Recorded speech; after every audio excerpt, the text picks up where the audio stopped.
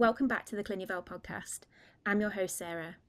I'm pleased today to be joined by Tonja Johnson, founder of Beautifully Unblemished. After being diagnosed with vitiligo in 2014, Tonja struggled to accept her changing skin.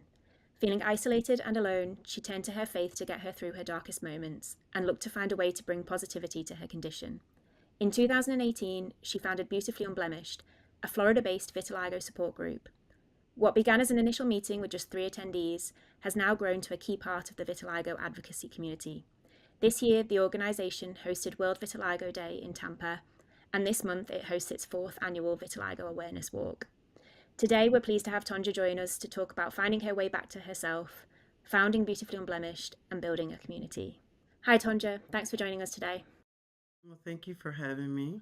I'd love to start with you just sharing a bit more about your vitiligo journey. So, back in 2011 is when I first noticed the spot on my thigh.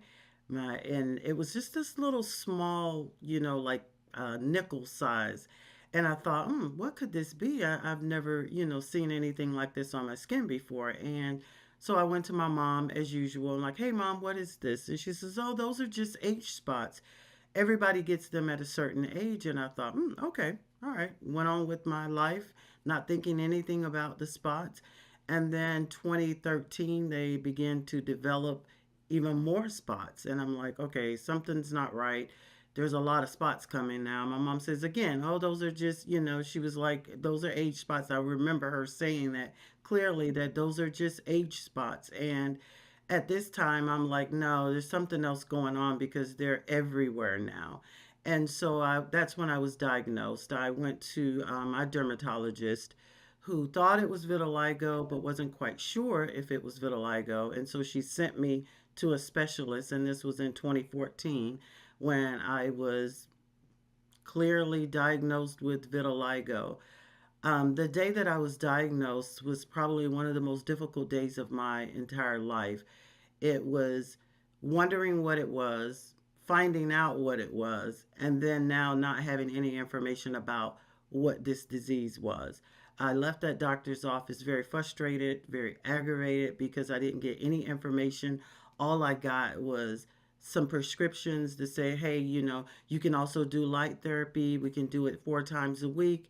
And at that time, my insurance company, it was $60 a visit. And I couldn't afford, $60 a visit 4 times a week, let alone taking that type of time off of my job for something that was only going to last 4 or 5 minutes. And so that's how the vitiligo journey started with the diagnosis. Leading up to the founding of Beautifully Unblemished, I thought to myself, from 2014 to 2017, I can't be the only one that's experiencing the things that I'm experiencing living with vitiligo, the changes in my skin. I felt like something was invading my body and I had no control over it. And I thought, how can I help myself to help others? And during that time, I was depressed. I was suicidal. I remember sitting, in my bathroom and just scraping the skin, trying to rid the white patches. And I think that was probably my lowest point that I had gotten living with my vitiligo. And at that point, I thought, if Tanja is experiencing this, there's got to be many others that are experiencing the same things that I'm experiencing at this time. So that's how Beautifully Unblemished was founded. And so, how did you go about that? When did the idea begin? What was the first thing you did in order to find that community? So the first thing I did is I went to Google and just started searching to see if there was any other vitiligo groups out there. And there was. I found a group out of Atlanta, Georgia, and the founder of that group kind of helped me, figure out, what it was that I needed to do here in the state of Florida, and then just a lot of research on how to start an organization because my first thought was we were going to set it up like AA. We were going to come and we're going to meet every week. We're going to be in a circle. We're going to share our experiences. We're going to cry. We're going to laugh. And that was going to be the end of it. I had no idea that Beautifully Unblemished would develop into what it is today. It was not my initial thought. I just thought that we would be having like an AA meeting every week or once a month where we come in, we share our ideas, we share our frustrations, what we're going through, and we laugh, we cry, we hug, and that's what I thought it would be, and it's nothing like that now. And it has just developed and evolved into something beautiful and something that gave me inspiration, and not just inspiration, but gave me hope for my own diagnosis and letting me know that if I can make it through this, I can help others make it through. Yeah, yeah, it is a wonderful thing that you've created. And what have you found to be the best way to engage that community? So the best way that we engage and that we found that works is definitely in-person events. The virtual events, they work, but they're not well attended. And a lot of times people that are attending, they have other things going on in the background. So they're not like totally engaged. They're like half engaged. They're doing dinner or they're helping with homework. And so we found that our in-person events is very much more engaged than our virtual. So we try to plan, quarterly meetings where we meet up at different locations throughout the state of Florida. We are excited to have established some regions now so that we're not trying to be in every place at every time because it's difficult to do that. So we're excited that we have a North Florida region, we have a Central Florida region, and coming in October, we will have a West Florida region. And then hopefully by the end of the year, we will have a South Florida region. So we're working very hard to get these regions established so that those individuals that live in those areas can get that, quarterly meeting time and they don't have to travel so far to join us for our meetings. Yeah, and they have that time. They're able to relax, get away from daily life and just be present and engaged, like you said. That's really nice. And the community itself, what are the main issues and concerns that are facing them at the moment? With our insurance companies, vitiligo is considered cosmetic. And so we need to change that narrative that it is not cosmetic.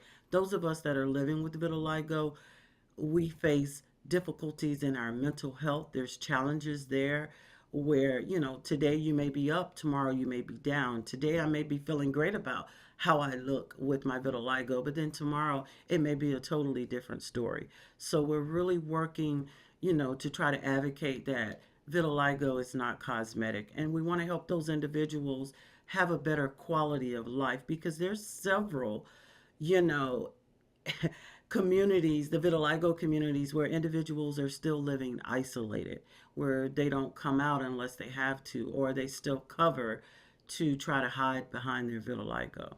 Yeah, that's so important, isn't it? Is really raising that awareness that it is more than just a cosmetic condition. So you're hosting the fourth annual Vitiligo Awareness Walk this month. How did that come about, and how has it changed over the last few years? Wow. So I can't believe it's the fourth one. I really can't. We started this 4 years ago, and we thought, what is a way that we can bring awareness to vitiligo, not only bring awareness to vitiligo, but include the community as well as celebrate those that are living with vitiligo. And we thought, this is the best way to do that, where we could get the community involved. We will sponsor, we will host a walk and have, individuals from the community come out, celebrate with us that are living with vitiligo also, and at that same time bring awareness to vitiligo. So we thought, what a way to do that is to have a walk where individuals could come, they could learn more about vitiligo, they could see us in person, they could ask us the questions. And I tell you, I think the first year we started, I believe we had about 75 people that showed up. Last year we had over 200, and this year we're over 200 again. So we are just excited. The community is involved. We have vendors that are coming in from all over the community to share resources. We have entertainment. One of our local high school drum lines will be starting our walk off, and we're just super excited about this walk this year. That sounds great. And what goes into organising such events? So we rely on our community partners to help us with this event. We have volunteers from the University of South Florida who also helps out with the event. And then just our own, personal contacts that we have. We reach out to them every year, asking them if they would be willing to participate. We start out with our sponsorships, we do our teams. Each member, anyone that wants to walk, they set up their teams.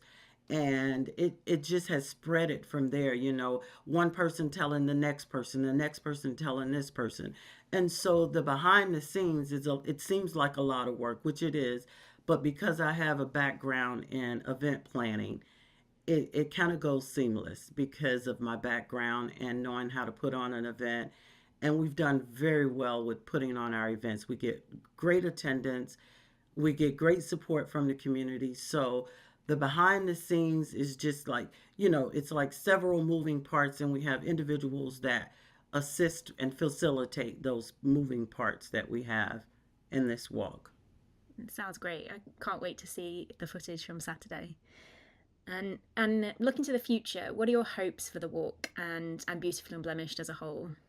So my hopes for the walk is that it will expand not just in Florida, but other support groups will jump on and start planning walks in their areas as well. So it could be one big day that everybody, does this walk. Not necessarily has to be on the same day that we do the walk, but that at some point during the year that each, support group will sponsor a walk or host a walk for their vitiligo community, and that this will bring awareness not only to Florida, but it will bring awareness to, all the other states that have support groups.